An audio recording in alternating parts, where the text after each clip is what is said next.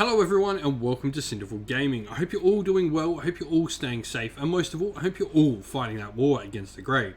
Today's video is a Black Library review. In today's video, we'll be taking a look at one of the many publications brought out by Black Library and giving you our thoughts on the book, audio drama, whatever it happens to be.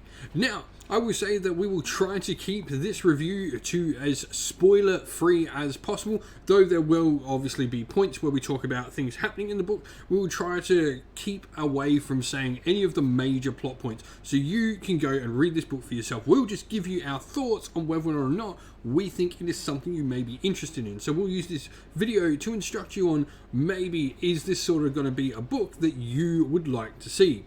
With that all said and out the way, let's get cracking on. Let's talk a little bit about the book that we have reviewed this time. Today's Black Library review, we're going to be checking out The Vulture Lord, a Zothar Athrabis novel by Richard Strachan. This one is narrated by Richard Reed, one of my favourite Black Library readers on the audiobooks, and this is Richard Strachan's fourth full-length book after Warcry, Blood of the Ever-Chosen, End of Enlightenment, Hallowed Ground, and now The Vulture Lord. So we've had two books in pretty quick succession out from Richard Strachan, which is really cool. Richard Reed, as always, does a great job. It's hard not to listen to this and not think of the Necrons from the Twice Dead King series. A lot of those voices are very similar. Richard Reed pulls the same sort of voices, and I do think it fits a lot, which is really, really cool, because like Necrons, Ossiarch Bone Reapers, I sort of get that same sort of feeling about the two armies. It's cool. The voices work both. But with that said, let's get cracking on and let's get into the review. And so, setting the scene, Zothar Athrabis, as you might guess by the cover of the book, is indeed a Ossiarch Bone Reaper, a Liege Cavalos at the very least. He rules over a city in Shaiish called Lament, and Shaiish being the realm of death, and pretty much the story. Long ago in the Age of Myth, his son was killed in a bunch of, I guess, almost like Olympic-style games in a city which happens to be Lament. And in his sort of grief, he struck a bargain with the god of death, Nagash, to preserve the soul of his dead son, and gave up himself as payment, turning himself into an Ossiarch Bone Reaper for the soul of his son to be saved. Nagash, though, ever a capricious and evil sort of god, made it so the son's soul would only last 10 years, and so it needs to find refuge in a new body every 10 years, and so the citizens of Lament, forever cursed now by Zothar, have to give up the champion of their games, their eldest son or daughter that can compete in these games. One of them gets taken away and goes to live as the Ossiarch Bone Reaper's son, alongside the Ossiarch Bone Reapers. And this is really where our story begins, as this time the citizens aren't taking, the Ossiarch Bone Reaper's tithe quite so willingly anymore. And so, what is this book's purpose? Well, for me, the big thing in this is it really does make a great job at showing the Ossiarch Bone Reapers being so much more than your typical undead army. This isn't a bunch of, vampires ruling over zombies or a couple of necromancers or some geists or stuff like that. This is, almost a fully functioning army with the majority of characters in this actually having some semblance of, being. Obviously, the Mortex aren't really, and the lower class aren't very sort of, going back to the intro to the thing, very Necron-esque, but the Ossiarch Bone Reapers, their lords, even the Hecatos and the units all have quite interesting and different personalities, and I think that's a really interesting thing to bring. They're more than just an army for Nagash. They're statesmen, rulers, and emissaries as well. Like, they know not to wipe out every city they can, because it's much more beneficial to them to have to claim a tithe from someone, and we get a good look at the bone tithe that they go out and collect in their story, which is really cool. And we also get a nice look at, once again, living in Shaiish. There's many novels that show just how horrible this realm is to live in. And so our main characters, there are two main characters in this story. First of all, Lord Zothar Athrabis. He is a major part of the story and I really do think we're going to see more of him. I mean, the fact that this is sort of named, a Zothar Thribus novel, I hope we are going to see more stories about this character, because he was really cool. For us, he's the Liege Cavalos of this particular Ossiarch Bone Reaper's army. You can see him pictured here. And yeah, he's one of our two main characters, and the other one was Lycus, who is the child that at the end of the games is taken by Zothar to be his son Neophron, and then obviously takes up the mantle Neophron when he's taken.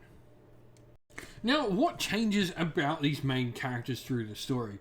Well, Zothar, for me, he seems really human, and for me, I think the big changes between the two of these is the Ossiarch Bone Reaper becomes more of an Ossiarch Bone Reaper, and the human becomes more human throughout the story, which is really interesting. Then, neither are quite themselves, and Lycus very much, when he wins the games and wants to be and take on the mantle of, being the son of Lord Zothar, because it's seen as a great honour from the city he's from. And we get this, nice, really good character progression, testing, the loyalties of both characters to whom they serve. Both characters really have this nice sort of movement of their characters and the movement of how they feel about those that they serve under. And so, what does the book do? Well, as I said before, what its purpose was, I think it does really well. It makes the Ossiarch Bone Reapers almost seem human, at least those with, higher ranks within the army, I can really feel actually relatable to, like, Zothar and other ones of the Ossiarch Bone Reapers. It's quite interesting to see an army of skeletons have that sort of, I guess, relatability to them. Like, they are somewhat relatable, and you can understand reasons for, like, Zothar giving up his life in order to turn into what he is, to get what he wanted, because he was so grief-stricken. And in all of that, emotion is really well shown in this book by a great cast of, first of all, main characters. There's some fantastic secondary characters, and even bit part players in the story really do a good job at showing emotion, which I think is really well brought over and shown to you as the reader or listener. And so, it should come as no surprise of those who would enjoy this book. If you enjoy Ossiarch Bone Reapers, this is a great story to have for Ossiarch Bone Reapers. Once again, Richard Strachan is taking, a Ossiarch Bone Reapers story, or at least taking them as, part of the story. End of Enlightenment is a really great story as well that does show a lot of Ossiarch Bone Reaper character within it as well. If you're enjoying this one, I would highly recommend that. But if you are a fan of Ossiarch Bone Reapers, this does a great job at showing it. There is definitely a lot of Ossiarch Bone Reaper in this story. There is, an opposing force, but even that opposing force in the story of those that aren't particularly happy with how things are happening in Lament are, directly sort of influenced by how the Ossiarch Bone Reapers are going in their story. And so I think even, the opposition in this story is still focused on the Ossiarch Bone Reapers, which really does make this a great story for any fans of the army. In summary, this book has, as I said, great characters with great emotion being shown by them. It's an intriguing and exciting and different plot for me. It really does a great job at taking, not showing war as a main thing, which I really enjoy in Warhammer novels when, there are fights in it. Obviously, like, there is a conflict going to come in this book, and they do happen, but it is definitely not what we're trying to tell as the story in the novel.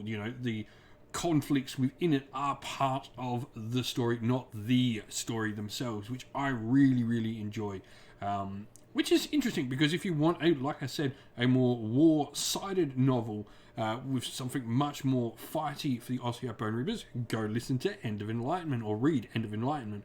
That is much more war-focused than this, and I think Richard Strachan has done a great job at showing that he can do, a cool battle novel and a cool story novel that has, battle parts in it, but it is not a story about battle. This, for me, good, solid 8 out of 10. I really enjoy this. I don't know, I think for me, this might be my least favourite Richard Strachan novel, but I really like all of his stories, so that's not saying a lot, then it might be bottom of the 4 I've listened to. That's the end of the video, everyone. Thank you all for watching. We hope you enjoyed it. If you did, please don't forget to leave a like and subscribe to the channel if you haven't already. Also, drop us a comment down below in the comment section and let us know what you enjoyed about the video and what you'd like to see more of on the channel. If you'd like to come chat more with me and other members of our little community here we have at Cinderful Gaming, you can do so on our Discord server, which is linked in the video's description. Also linked in the video's description is our Patreon and YouTube members where you can go to help support the channel and allow us to keep doing what we're doing.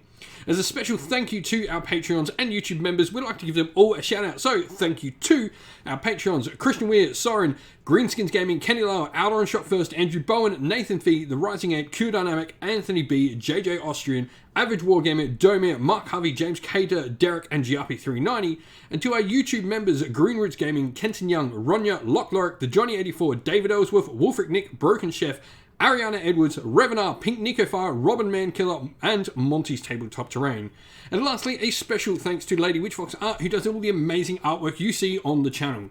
Thank you all for watching. Once again, stay safe, stay well, and most of all, keep fighting that war against the grey. Ciao for now, everyone.